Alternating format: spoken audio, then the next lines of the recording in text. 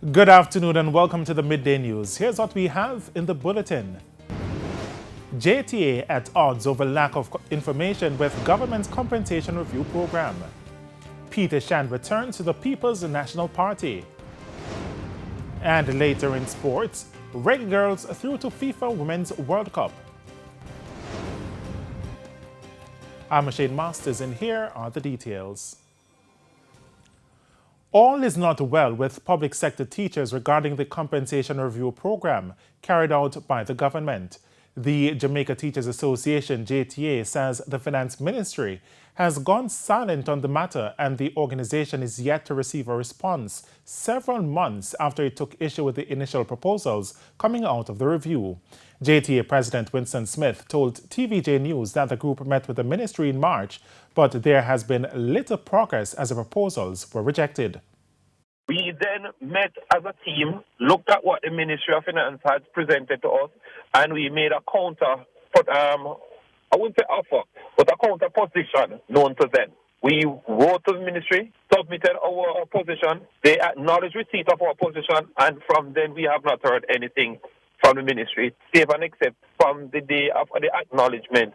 They said that they would have submitted our recommendations to their technical committee to review and that they will get back to us. We have not heard from the Ministry of Finance and Public Service since then, and it is long overdue for us to hear from them. A businessman who left the People's National Party to run as an independent candidate in the last general election has returned to the party. Peter Shand is expected to be the PNP standard bearer for Southwest St. Ann in the next general election.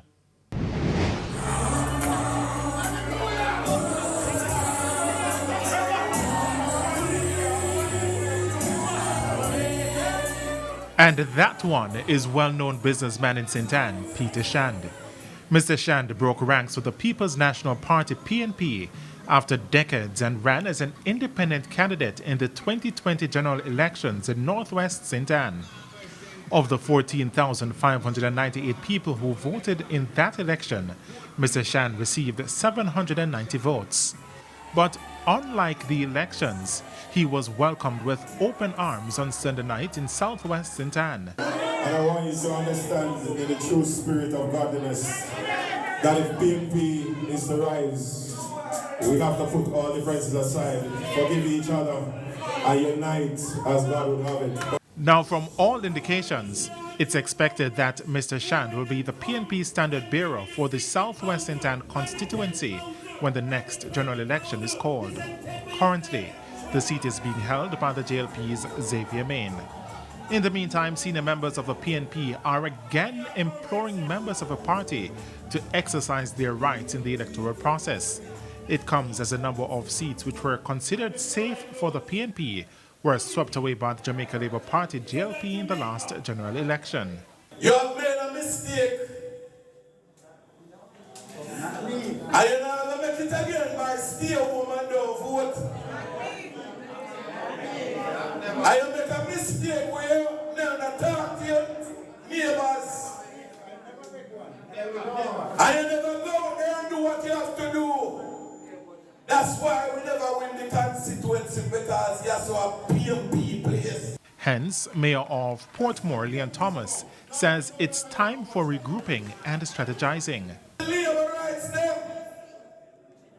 I wait to see if we going to have any infighting. But I can tell you under the leadership of our great leader, it's not going to happen. So right now, we are said to them, say, we're ready. We're ready. We're ready. Leave with the intention that all who don't transfer them vote and live in a St. Ann, you're going to get the transfer. Leave with the intention that they will come under pressure and then about to call the election. And for Spanish Town's mayor and PNP vice presidential candidate Norman Scott, it's time for the Andrew Holness government to pack its bags. If the people cannot manage, it is time for them to go. Because Comrade and all the programs and the strategies that the PNP has outlined. Both men were speaking at a divisional conference in southwest St. Anne on Sunday night. A man is now homeless after his home was destroyed by fire Monday night. It's understood that sometime after 8:30 p.m., a one-bedroom house in Newland Housing Scheme in Yala, St. Thomas, went up in flames. Residents alerted both the authorities and the owner, Farron Johnson, a farmer in the area who was away at the time, but he already suspects what caused the fire.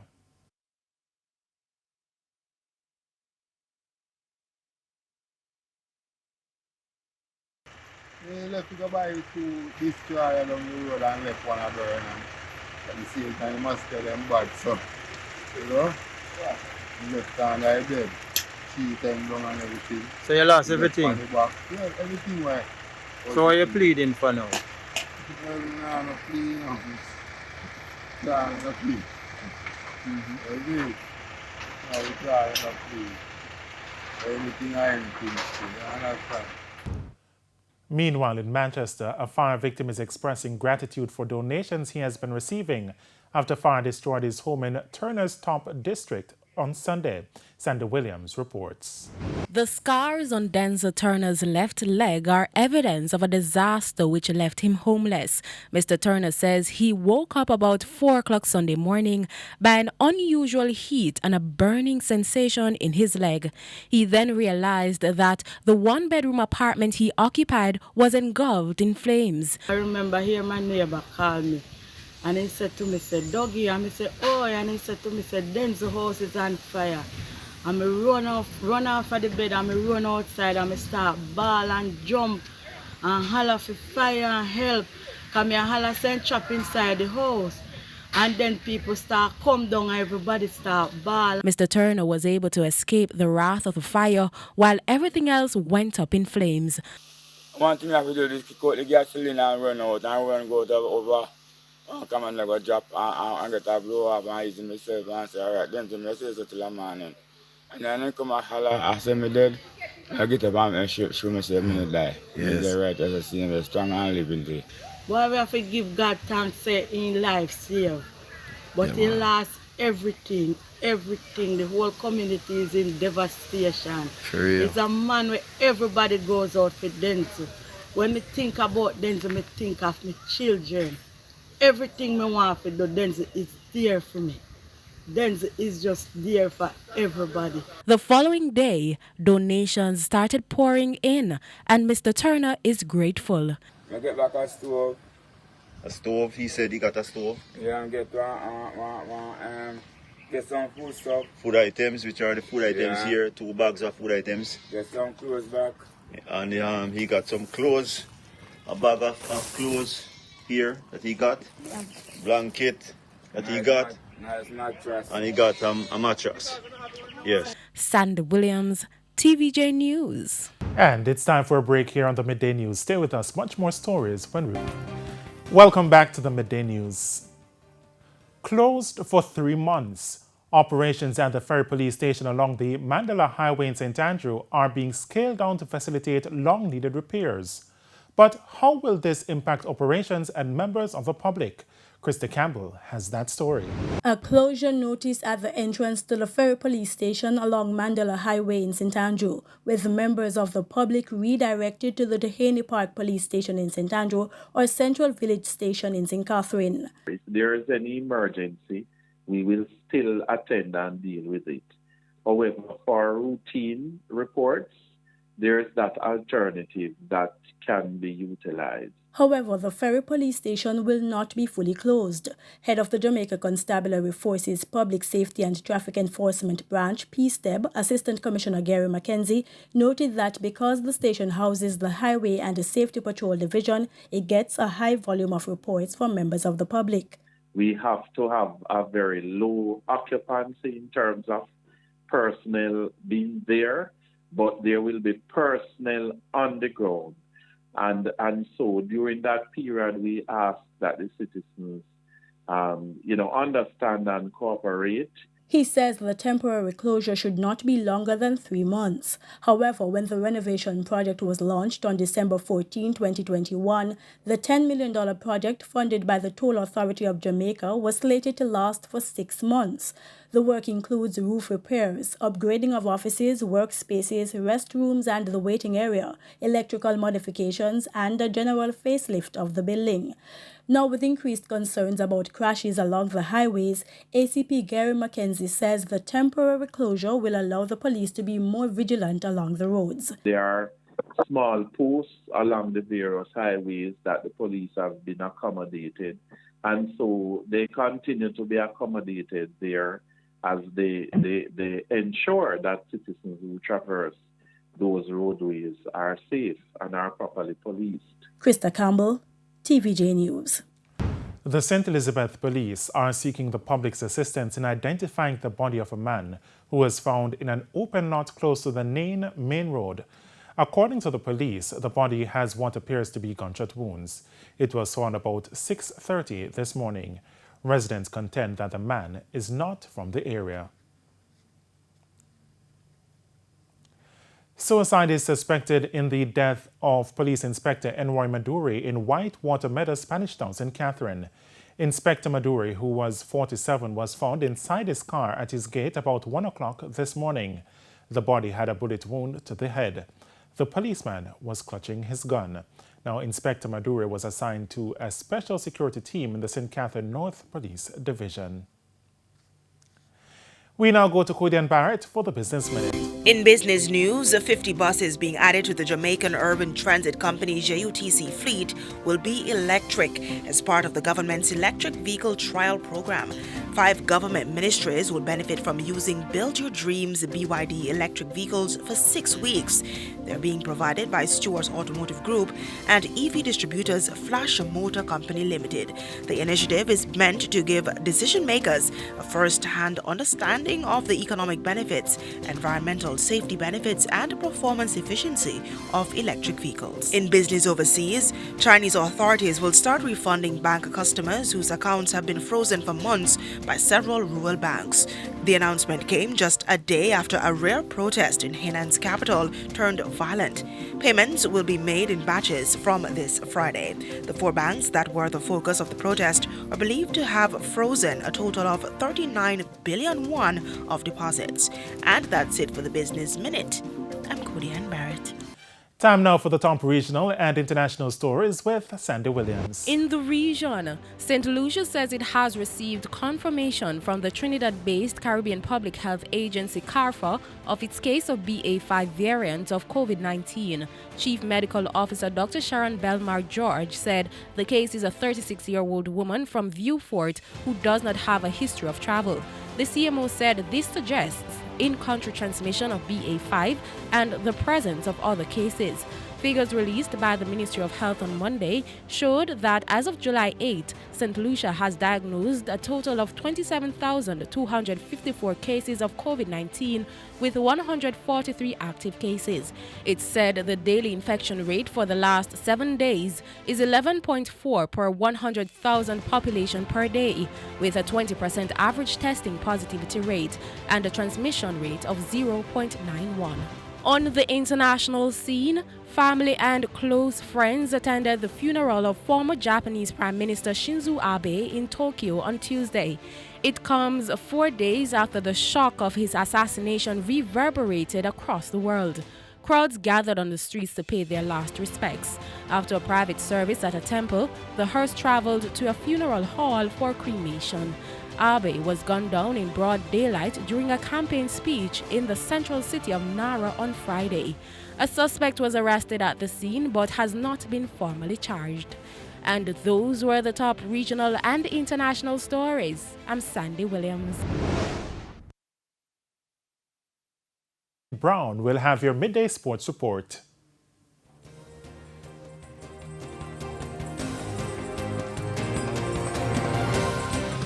Welcome back. It's now time for your lunchtime sports. Where else but football? And Reggae Girls captain Khadija Bonnie Shaw has described Jamaica as a small island capable of doing big things.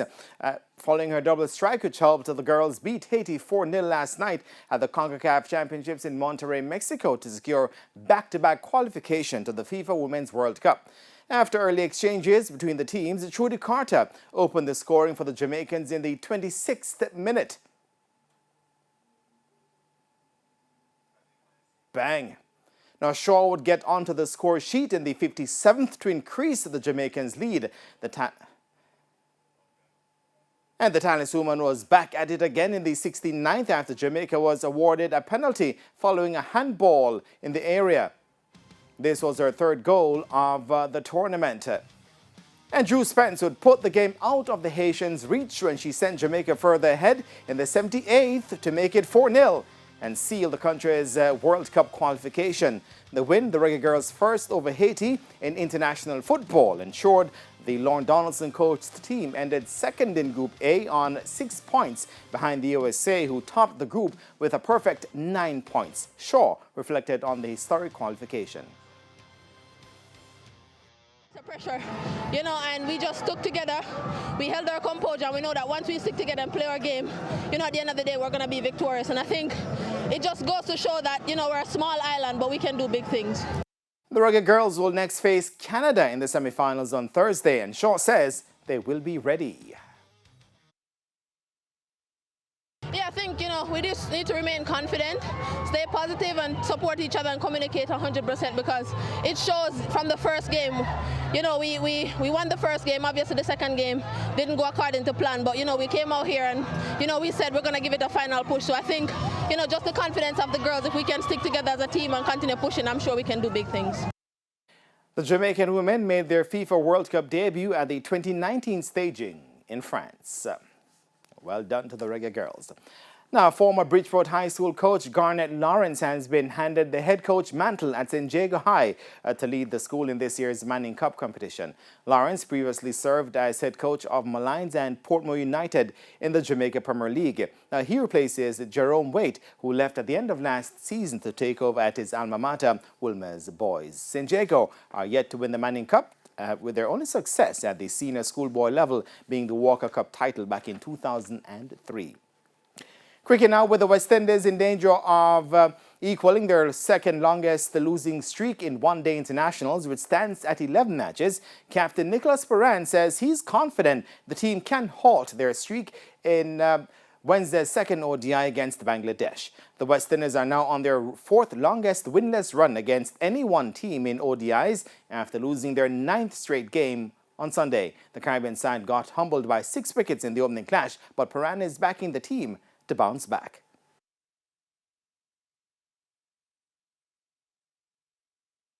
Yeah, for sure. Bangladesh, have us in the last couple of series, but that's okay. I feel like we're still going to win the series. 1-0 down, but that's fine. We're getting an opportunity to come again on Wednesday. Hopefully we review tomorrow and, come up with better plans and, we'll definitely punch back. With 2 games to go in the series, Bangladesh can equal the second longest win streak against the West Indies, which stands at 11 and is held by Australia between 1999 and 2003. The Aussies also hold the longest win streak against the Windies, which stands at 13. And finally, President of the St. Mary Cricket Association, Ian Spencer, says all-rounder Guyon Murdoch is recuperating at home after a nasty collision with a Jamaica Defence Force player, Tyrone Burton, during the Jamaica Cricket Association All-Ireland 50-over final on the weekend. Murdoch, who was trying to effect a run-out, collided with Burton in the 38th over of the JDF innings, resulting in both players receiving medical attention on the field. While Burton was able to carry on batting, Murdoch was taken from the field on a stretcher and later received medical treatment at a facility in Kingston. Now, when contacted, Spencer gave this update. An injury during the finals of the All-Ireland Limited over as well. He did X-rays following the injury, and we took him back home the same night, and from all indication, he was good. He's currently on medication, and we're going to do a follow-up visit tomorrow with him. The incident happened with the JDF needing 11 runs to win from 12 overs, and they got across the line winning by 2 wickets. And that is Thumbs Up for now, and I am Jermaine Brown. Thanks for watching. Thanks, Jermaine. And that's indeed the Midday News. I'm Shane Masters. Join us at 7 for Prime Time News. On behalf of the news, sports, and production teams, have a good afternoon.